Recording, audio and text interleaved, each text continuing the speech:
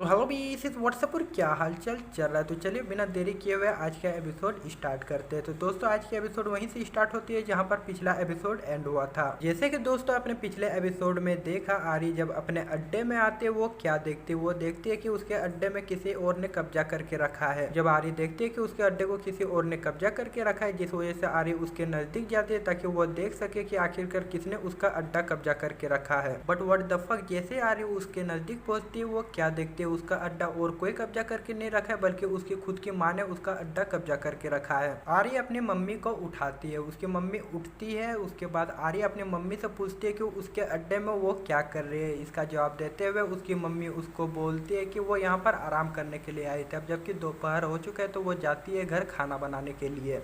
आरी की मम्मी यानी कि आंटी मीसो ये सब बोलने के बाद वो वहाँ से चली जाती है। आंटी मीसो के वहाँ से जाने के बाद आरी अपने अड्डे में अपना टेबल बिछाती है और वहाँ पर सो जाती है। इधर बेटी आरी पूरे मजे लेके पूरे आराम से अपने अड्डे में सो जाती है, तो दूसरी तरफ उसकी माँ यानी कि आंटी मीसो घर जाने के रास्ते रास्ते वो सोचते सोचते जाती है। अगर तुम लोग सोच रहे हो कि आंटी मीसो रास्ते में क्या सोच सोच के जा रही होती तो और क्या सोच सोच के जा सकती है। उसने और जुंग ने जो कर रात को कांड किया था ऑफकोर्स उसके बारे में सोचते सोचते जा रही होती है। आंटी मीसो अपने मन मन में बोलते कुछ सालों पहले जुंग एक बच्चा हुआ करता था और बच्चे में वो मेरे साथ बहुत खेला करता था और मुझे भी जुंग के साथ खेलने में बहुत मजा आया करता था। लेकिन अब जबकि जुंग बड़ा हो चुका है तो बड़ा होने के बाद भी हम लोग खेला खेलते हैं, लेकिन तब का खेला में और अभी का खेला में बहुत ज्यादा अंतर है। आंटी मीसो फिर से शर्माते हुए बोलते भले उस टाइम के खेला और इस टाइम के खेला में बहुत ज्यादा अंतर हो, लेकिन कुछ भी हो मुझे जुंग के साथ खेलने में बहुत ज्यादा मजा लगता है। ये सोचते सोचते आंटी मीसो और ज्यादा शर्मा जाते हैं और शर्मा के वो उछलने कूदने लगती है। ये सब होने के बाद आखिरकार आंटी मीसो घर पहुंचती है। घर पहुंचने के बाद वो अपने कपड़े खोलती है। कपड़े खोलने के बाद वो नहाने के लिए बाथरूम में चली जाती है। लेकिन जैसे ही आंटी मीसो बाथरूम में अपने कदम रखती है वो क्या देखती है, उसका प्यारा जुंग पहले से बाथरूम में नहा रहा होता है। जैसे ही जुंग अपनी प्यारी सी आंटी मीसो को बिना कपड़े में देखता है उसका खड़ा हो जाता है। और आंटी मीसो जब जुंग का खड़ा देखती है वो बहुत ज्यादा शर्मा जाती है। शर्मा के वो बाथरूम से भागने की कोशिश करने लगती है। तभी जुंग जाता है और अपनी आंटी का हाथ पकड़ लेता है। जुंग अपनी आंटी मीसो का हाथ पकड़ने के बाद अपनी आंटी मीसो को बताता है कि उससे अब रहा नहीं जाता है, उसे अब अपनी आंटी मीसो के साथ प्यार करना है। और अपनी आंटी मीसो जुंग को मना भी नहीं करते क्योंकि आंटी मीसो को जुंग के साथ खेलने में बहुत ज्यादा मजा लगता है, जिस वजह से वो जुंग को बिल्कुल भी मना नहीं करते और वो जाती है और जुंग के साथ प्यार करने लगती है, बहुत ज्यादा प्यार करने लगती है। और तुम लोग समझ ही सकते हो कि बाथरूम में बिना वस्त्र के वे लोग किस तरह का प्यार कर सकते हैं। ऑफकोर्स उसी तरह का प्यार कर सकते हैं जिसके बारे में तुम लोग सोच रहे हो। उस तरह का प्यार खत्म करने के कुछ दिनों बाद, जी हाँ दोस्तों, आंटी मीसो और जुंग के बीच बाथरूम में वो सारी चीजें होने के कुछ दिनों का बाद का सीन दिखाया जाता है। जुंग और उसकी आंटी मीसो के बीच वो सब होने के बाद दोनों का प्यार बहुत ज्यादा बढ़ जाता है। जी हाँ, बहुत ही ज्यादा बढ़ जाता है। इतना ज्यादा बढ़ जाता है कि अब वे लोग फिर से फैमिली की तरह नहीं रह सकते हैं, क्योंकि पहले आंटी मीसो और जुंग एक दूसरे को फैमिली की तरह देखते थे, लेकिन जब से दोनों के बीच वो सब हुआ है तब से वे लोग एक दूसरे को उस तरह से नहीं देखते, बल्कि अब जब भी दोनों एक दूसरे को देखते हैं दोनों का दिल जोरों जोरों से धड़कने लगता है। जब आंटी मीसो जुंग को देखती है उसका भी दिल जोरों से धड़कने लगता है, जब जुंग अपनी आंटी मीसो को देखता है उसका भी दिल जोरों से धड़कने लगता है, जिस वजह से अब से वे दोनों फैमिली की तरह नहीं रह सकते हैं।